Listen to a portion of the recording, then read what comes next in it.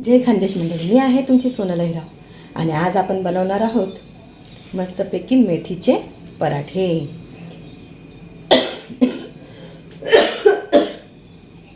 जय खानदेश मंडळी, मी आहे तुमची सोनल हिराव आणि आज आपण बनवणार आहोत मेथीचे पराठे। मेथीचे पराठे बनवण्यासाठी मी कमीत कमी एक जुडी जी आहे मेथीची ती घेतलेली आहे। आता हिला आपण स्वच्छ पाण्याने धुवून घेणार आहोत। कमीत कमी 3 ते 4 पाण्याने धुवून घेऊया आणि त्यानंतर हिला बारीक कापून घेणार आहोत आपण। आता आपण मेथीला 2 ते 3 पाण्याने स्वच्छ धुवून घेणार आहोत।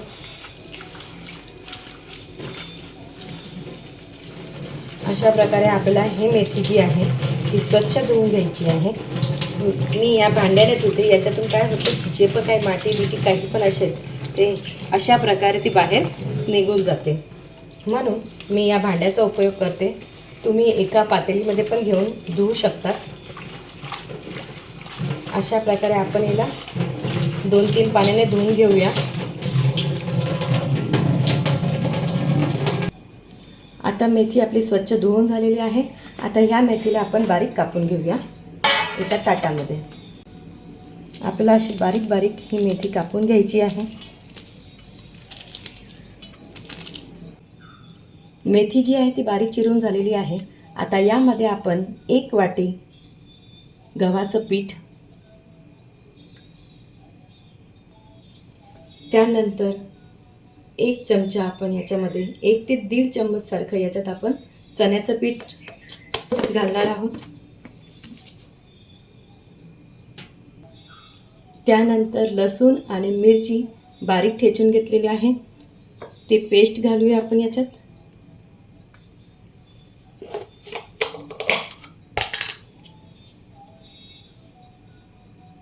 एक चम्मच सारखे याच्यात आपण अद्रक पेस्ट घालूया। 1 चम्मच सफेद तीळ,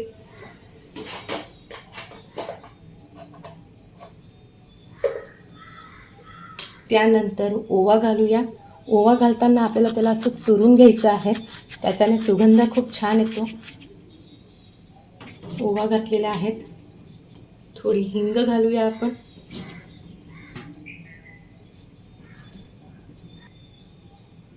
आता आपण यामध्ये लसूण आणि मिरचीचा ठेचा तर टाकलेलाच आहे, पण थोडासा कलर येण्यासाठी आपण याच्यात लाल मिरची पावडर जे आहे ते टाकून घेणार आहोत। त्यानंतर अर्धा चम्मच सारखी हळद टाकून घेणार आहोत। त्यानंतर धने पावडर 1 चम्मच,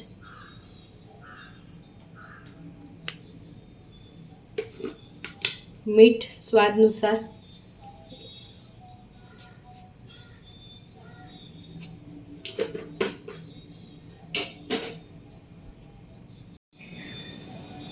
आता आपण या पिठामध्ये 2 चम्मच सारखं दही घालणार आहोत। दही आपण पराठे जे आहेत ते मऊ होण्यासाठी आणि नरम राहण्यासाठी आपण घालतो आणि त्यानंतर याच्यामध्ये आणखी आपण थोडं तेल पण टाकून घेणार आहोत, जेणेकरून हे पराठे तुम्ही कमीत कमी तुम्हाला 2 ते 3 दिवस सहज टिकू शकतात। तुम्ही कुठेही प्रवासात नेऊ शकतात। आता आपण हे सगळं जे सारण आहे ते आपण आता एकजीव करून घेऊया। एकजीव केल्यानंतर थोडं थोडं पाणी टाकून आपल्याला हे कणिक मळून घ्यायचं आहे। आता याला पाणीचं प्रमाण थोडं कमीच लागणार, कारण की आपण याच्यात दही, तेल आणि मेथी जी आहे कापताना ती ओलीच होती, म्हणून त्याचं पाणी पण शिल्लक होतं त्याच्यात, म्हणून थोडं थोडं पाणी ॲड करून आपल्याला हे पीठ मळून घ्यायचं आहे। हे पीठ जे आहे ते आता आपलं मळून झालेलं आहे। आता आपण खाली थोडंसं तेल टाकून घेऊया आणि परत याला मळून घेणार आहोत आपण।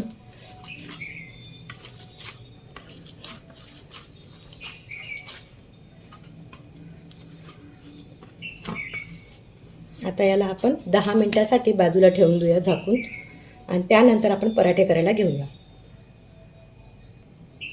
आता याला रुमालने आपण झाकून 10 मिनिटासाठी बाजूला ठेवून घेणार आहोत।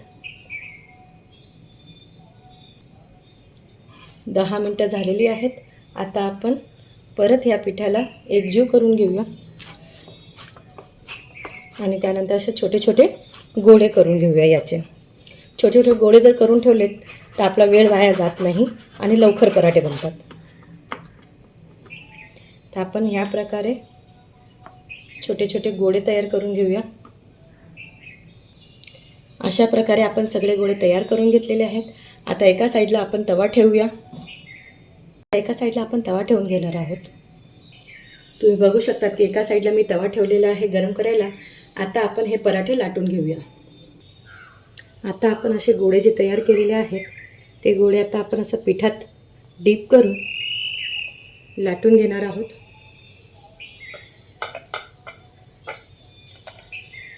अशा प्रकारे लाटून घ्यायचं आहे बारीक.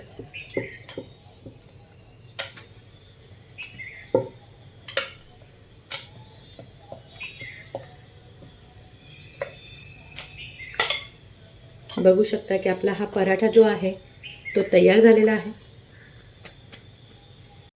आता हा पराठा आपण तव्यात टाकून घेणार आहोत आणि हा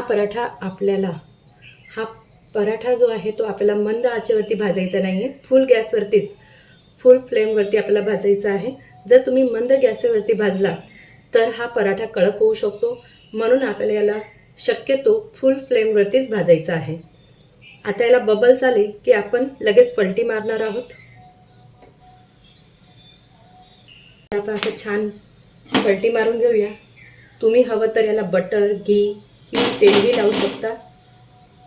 जास्त प्रमाणात लावायचं आहे जेणेकरून हे मऊ राहते. आता याला परत आपण पलटी मारून घेऊया. हे बघा, त्याचप्रमाणे आपण दुसऱ्या साईडला पण तेल लावून घेणार आहोत.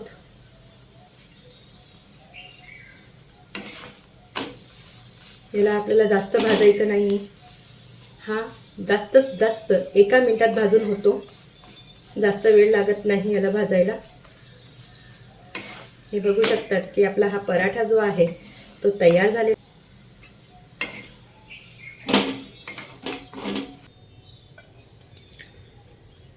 अशाच प्रकारे आपण दुसरा पराठा पण बनवून घेणार आहोत.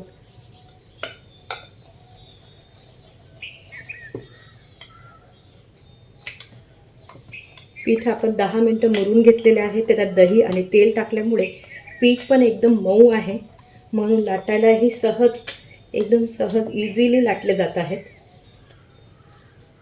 आता परत आपण याला पण तव्यावरती टाकून घेणार आहोत. फुल फ्लेमवरती भाजून घेऊया. एका बाजूने तेल लावून घेतले आहे, त्याच प्रकारे आपण दुसऱ्या बाजूनेही त्याला तेल लावून घेणार आहोत.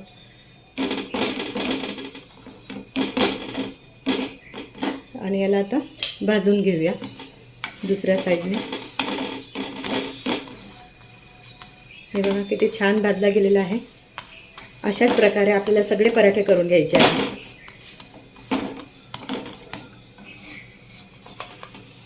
हे बघा किती छान भाजला गेलेला आहे. अशा प्रकारे आपल्याला सगळे पराठे जे आहेत ते भाजून घ्यायचे आहेत.